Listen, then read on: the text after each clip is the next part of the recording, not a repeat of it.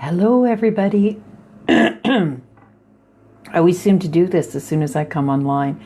I see this little red flashing light at the top, and as soon as I see that, I have to clear my throat.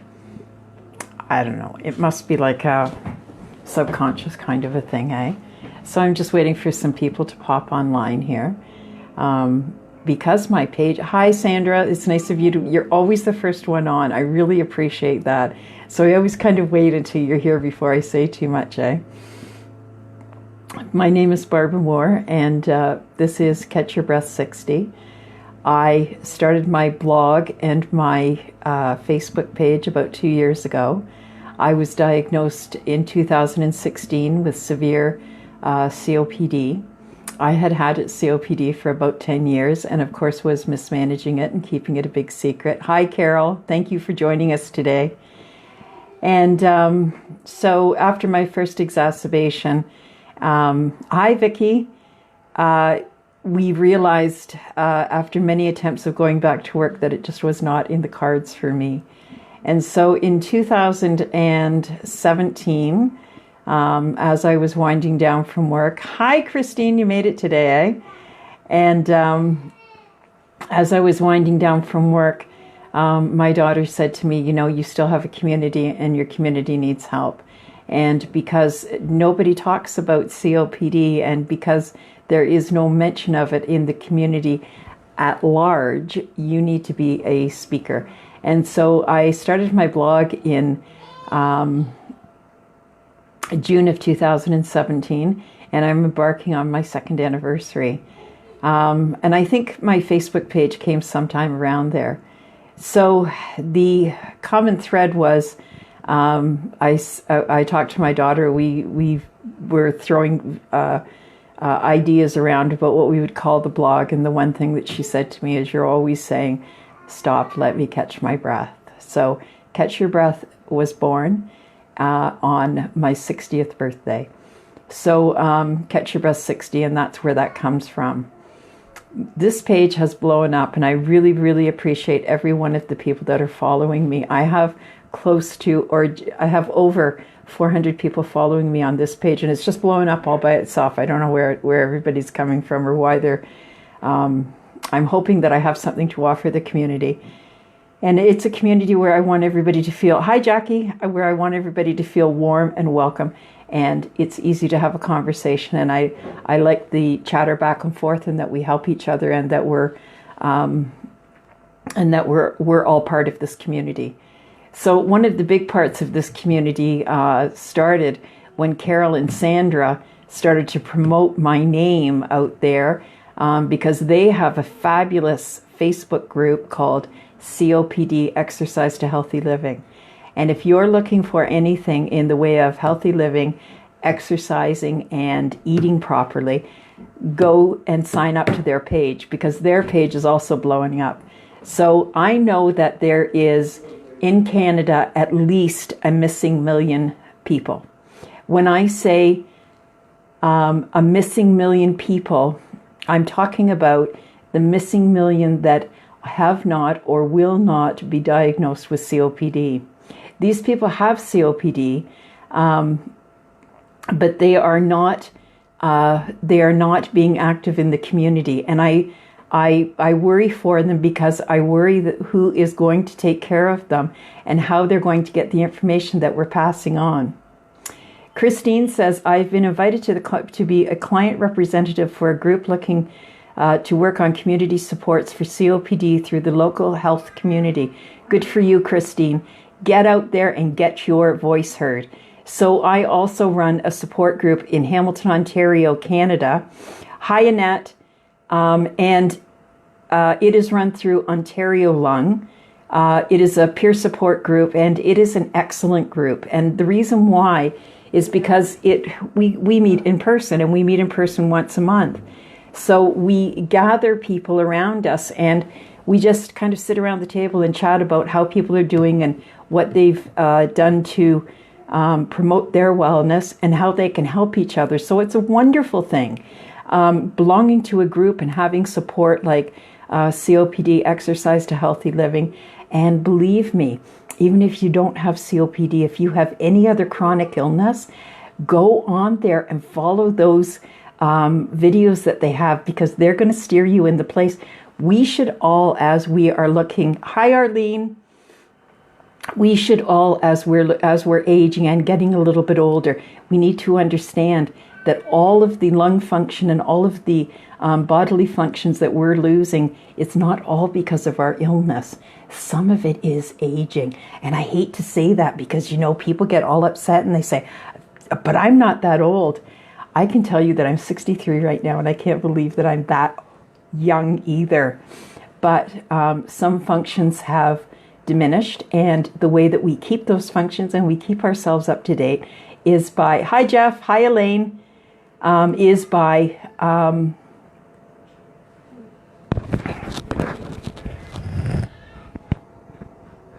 I don't know, can somebody help her turn does anybody have a problem with the volume? I think it's on your computer or your cell phone. Can you turn your volume up? So you must have it set low or something, because I don't know if is anybody else having a problem with volume?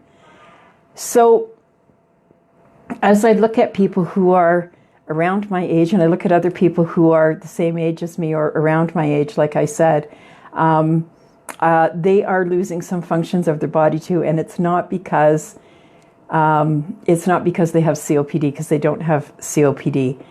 I'm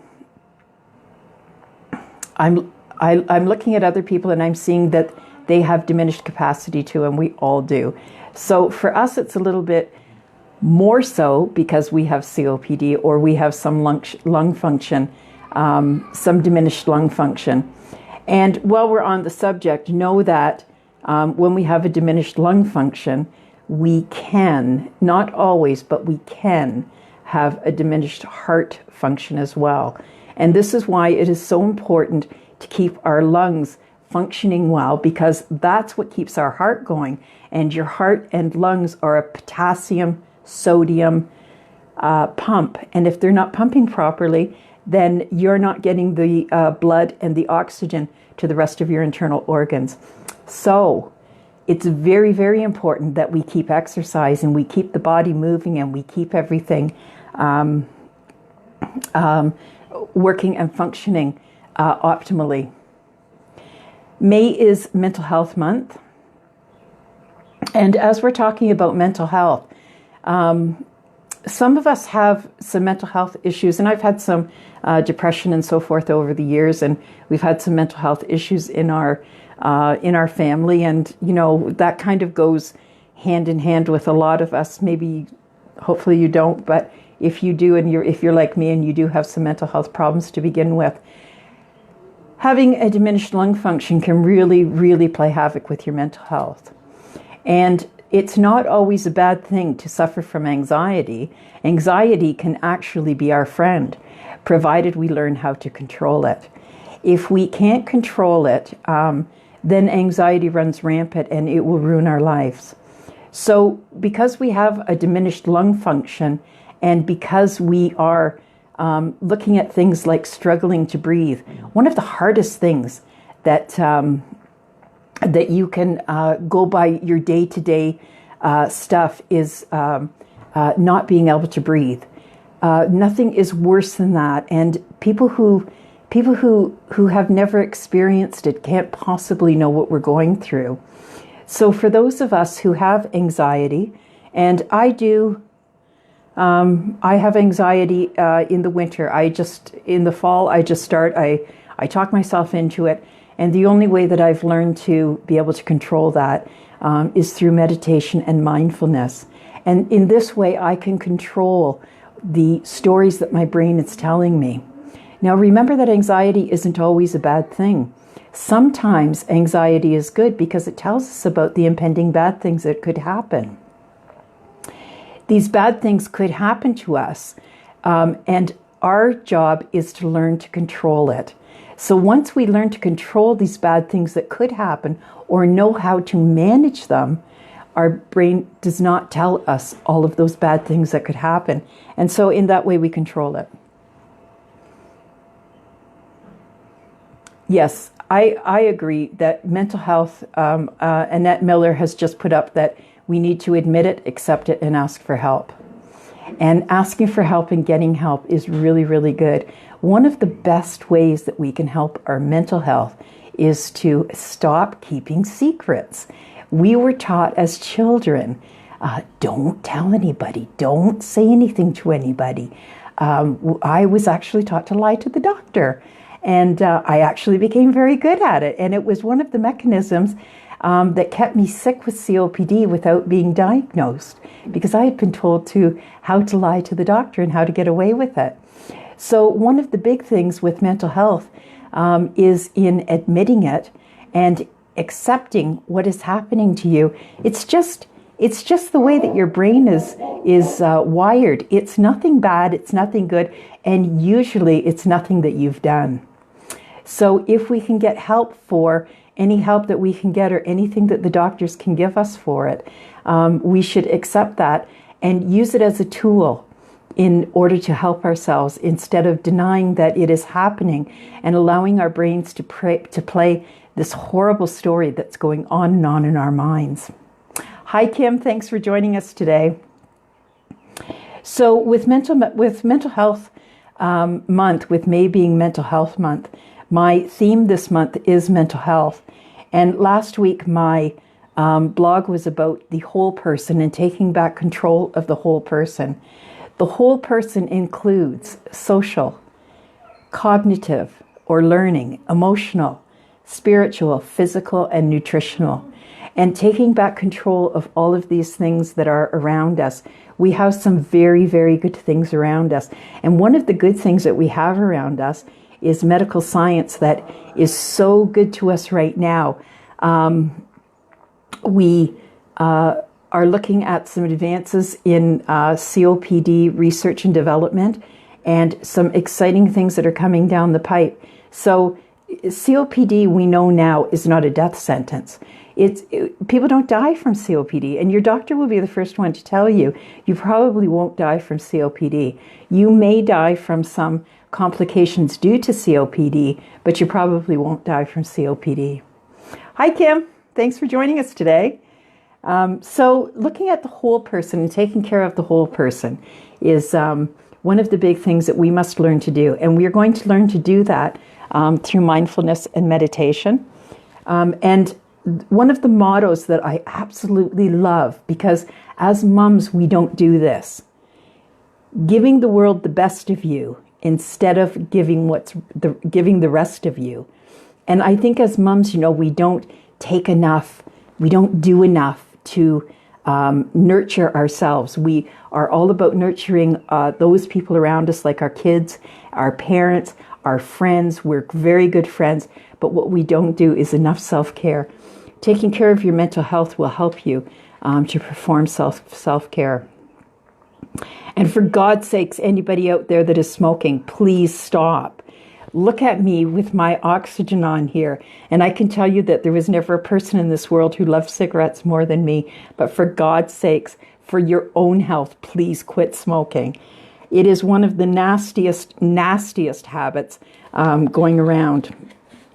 So I'm hoping that everybody's read my blog from last week about taking care of the whole person and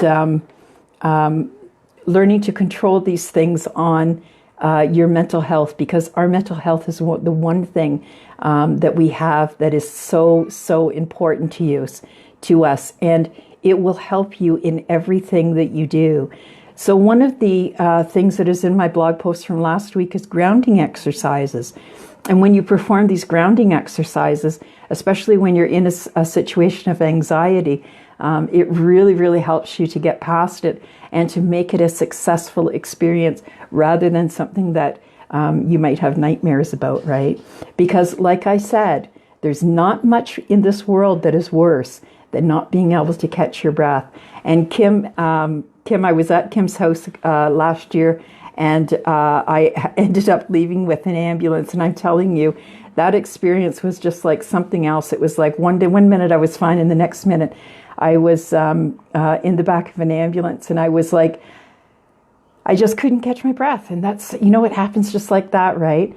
But I think in that case, in that specific case, now I had had a few other times when it had happened to me, but I think in that specific case that I needed to learn mindfulness and start practicing it, right? Because I think I could have gotten over that. I talked last week about my experience on Trilogy. I have now been taken off of Trilogy, and I've actually seen quite a few advertisements on the TV for Trilogy. So I'm telling you that if you are starting a new medication, whether it's a depression medication, anxiety medication, whether it's a COPD medication, whatever it is, take my word for it. Start writing a journal and monitor your symptoms and monitor your reactions to these drugs. Because what happened to me was I started on this drug and I was fine, and I thought that this was a miracle drug. And I think if you go back a couple of weeks of tea time, I think I told everybody, get Trilogy because it's absolutely fabulous. But as I was monitoring my symptoms, I realized that I was slowly going downhill. My body was aching and there was a lot of aches and pains going on and a lot of things were happening. And the thing is that I didn't realize that my weight was going up, because what happened was this. As my health started to go south, I stopped journaling. Why was that? Because I was blaming myself for it. And now the doctor is very interested in what has happened and why it has happened, and I don't have it all documented. So everybody knows me, and you know that I have my health tracker journal, and I talk to everybody about journaling every day, because I blamed myself for what was happening, and it was actually the results of taking Trilogy. And I'm not saying that it was going to happen to everybody. All I'm saying is that we can have reactions to drugs that we don't even realize. 3 days off of Trilogy and back on my normal medicine, all of the aches and pains went, and that was fabulous, because I was like so sore, and I can't take anything for arthritis. I have arthritis in my body, and I couldn't take anything for it. So 3 days after I stopped taking it, all of the aches and pains went, and I was just elated. But what I'm left with now is edema and bloating.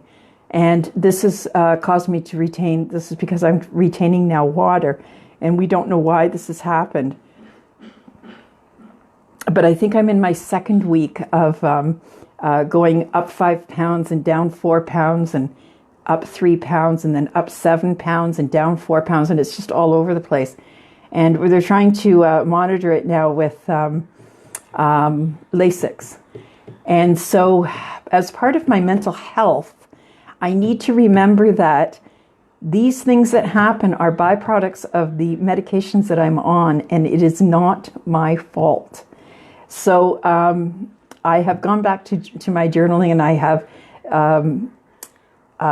tried to be steadfast in doing my journaling, because that is where the answers were to all of those problems that I was having with the Trilogy. So I'm off of it now, and if anybody needs any, if you're local or whatever, right, like let me know, and I'll send you some, because I actually have some if anybody's on it. So tomorrow's blog post is going to be about my bloating and the causes and effects, and the keeping a food tracker. Keeping a food tracker is a great thing, and once again, part of your journaling. But what happened was I found out that, hi Susan,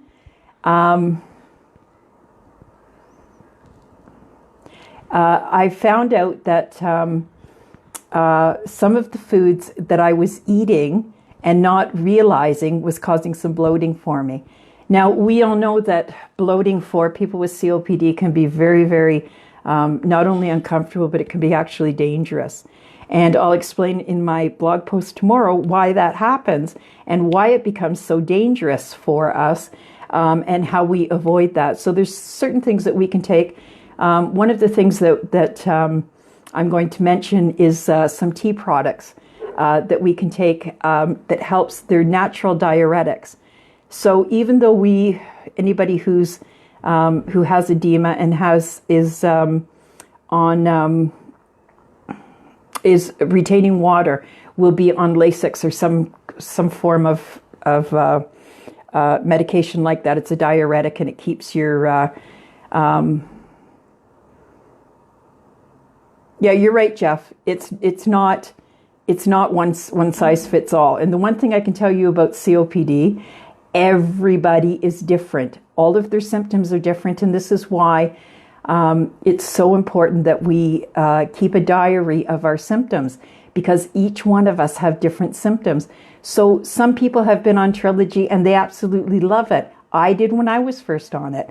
As Annette Miller said, it's a milk-based product, and if you're allergic to milk, you can't take it. That wasn't my issue. I'm not allergic to milk.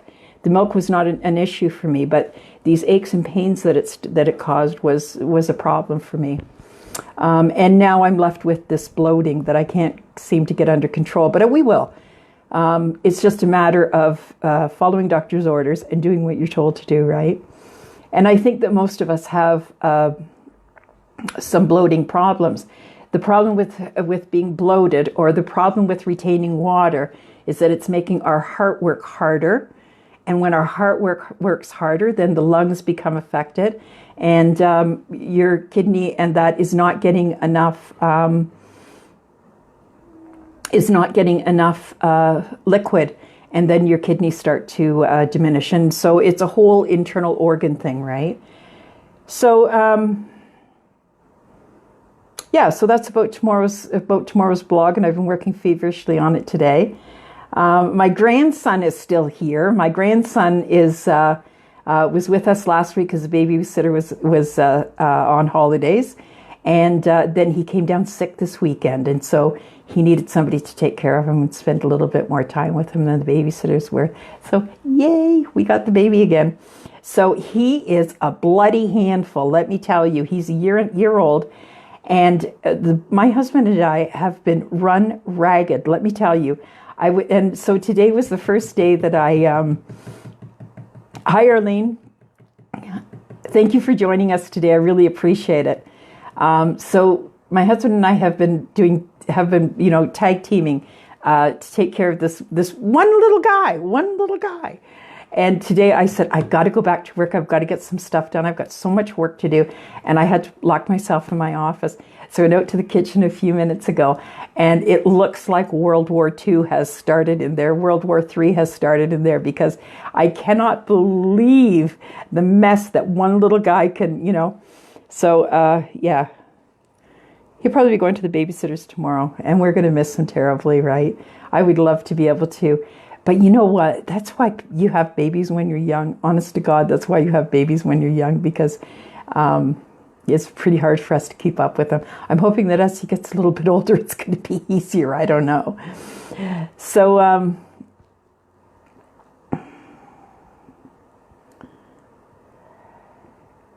I could imagine, Jeff, if you can't sweat, there's an issue. This is an issue. Have you talked to your doctor about this? That must be awful, because if you can't get enough water to drink, then you get pins and needles because you're overheating, and that in itself can be very bad for your heart and lungs. Have you spoke to your doctor about this, Jeff? Yeah, so most of us will at some point have problems with bloat. So make sure that you stay tuned for tomorrow for some stuff that I've been feverishly writing about today. So what other issues do we need to talk about today? Does anybody have anything that's burning? Arlene, if you would like to journal, if you would like to join my videos on YouTube, it's at Catch Your Breath 60 on YouTube, and I have my own channel. I've put a couple of videos up there, and I intend to add more videos as I go. So if you like the channel, one of the most viewed videos there is about actually showering, because we all have a problem with showers, right? So if anybody hasn't seen that, feel free to go and see it. But my health tracker journal videos are also there on YouTube. So if you have any questions, anybody can ask me. I'm always available at catchyourbreath60.com or catchyourbreath60@gmail.com. Follow me on Twitter at, guess where, catchyourbreath60. I think it's catchbreath60 at Twitter. Instagram, catchyourbreath60. Facebook, Catch Your Breath 60, and also my blog. So YouTube, Twitter, Instagram, Facebook, we're all at Catch Your Breath 60. And you'll see me because I always have the same picture up. I have all the same picture throughout all of my social media so that you'll know that it's me and it's not a nasty imposter, okay? So Arlene, I'd really like you to go and view those videos. They're very short videos. They're like 3 to 5 minutes. I think the longest one is 7 minutes. And let me know what you think about them, because if they have to be changed, then I don't mind changing them, right? I had visions of putting them up on like a learning platform, like a course platform, and I didn't like it. So anyways, I moved them all to YouTube. So the contest is on. I'm getting my website done as we speak. The contest will be, we will pick the contest between June 2nd and 3rd, and on June 4th, the winners will be announced on tea time. So June 4th is a Tuesday tea time. And my actual anniversary is not till June 28th, but that's okay. Don't worry about that, because we'll have it at the beginning, right? This is my 2-year anniversary, and I'm going to start sending stuff out about it. But I want you to know that I am having my website revamped as we speak. And just a minute ago, she emailed me or texted me and said it could take up to 5 days to resolve. So I might not even have a post up tomorrow. We'll see. We're having so many problems. If anybody has a website, you'll know what I'm talking about. We're having so many problems with the hoster. It's the host. And what they do is they give you some really good prices. I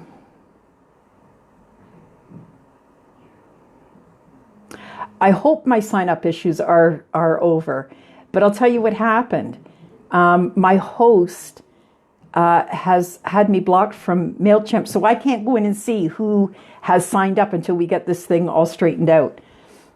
So my host is not doing well for me. What they do is they give you a couple of years of really cheap, low-priced support, and then once your blog starts to take off, they want to charge you like a fortune. And in order to post properly, they want to charge you for everything that you post. So we've decided to move from there, and we're going to move to a Canadian site because it's easier for me to pay in Canadian dollars and all of that jazz. So it should be resolved within 5 days. So I'm hoping that that's what's going to happen. I'm hoping that there's not going to be any problems. So I will be sending stuff out, and I will be flooding social media with stuff, but I'm kind of holding back on that because I don't want people to go to my website and say, oh, this is crap because you can't sign up to it, right? And I want you to. So you'll see behind me, and this is kind of like it's turned around, as my brother pointed out. It's turned around because we're doing a profile, right? But I have a local artist who has done a beautiful picture with Catch Your Breath 60 on it, and it is for tea time, and it's going to be up for this contest. I also have two mugs, 2 Catch Your Breath 60 mugs. I also have some jewelry and some other stuff that'll be coming our way. So we got lots of prizes. So, but you have to join, you have to sign up at catchyourbreath60.com on my blog in order to be included in that. So I hope that works for everybody. If anybody has any issues or anything that they'd like to talk about on tea time, I would be more than happy and open to any suggestions that you have. Remember that you can follow me on Twitter, Instagram, Facebook, and YouTube. My email address is catchyourbreath60@gmail.com. I look forward to hearing your comments, and I really, really enjoy the comments that are put on here at tea time, and sometimes people are looking at them after, and I always like to comment on them. Now, I got to tell you that if I don't comment on your on any comments or anything that is left here, it's because I'm having problems with Facebook. Facebook isn't liking the way that I'm answering these comments, and I don't know what's going on with them. But you know how they change stuff and they don't tell you how it's changed, right? So one of the things that I noticed was this week I went into, usually I go in and as soon as I go in there, it says, do you want to post something? And I say yes.